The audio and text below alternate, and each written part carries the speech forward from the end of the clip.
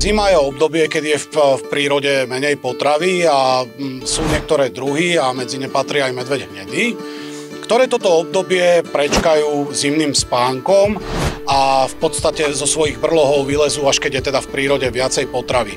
Čo je zaujímavé a veľa ľudí o tom nevie, tak je práve to, že gravidné medvedice práve v januári vo svojich brlohoch vrhnú malé medvieďatka, s ktorými potom následne na jar výjdu z brlohov.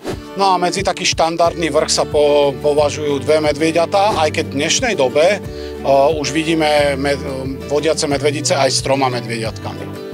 Čo treba ale povedať a spomenúť je tzv. Úmrtnosť, čiže mortalita. A mortalita znamená, že koľko tých medvieďatok sa dokáže dožiť nejakého dospelého veku.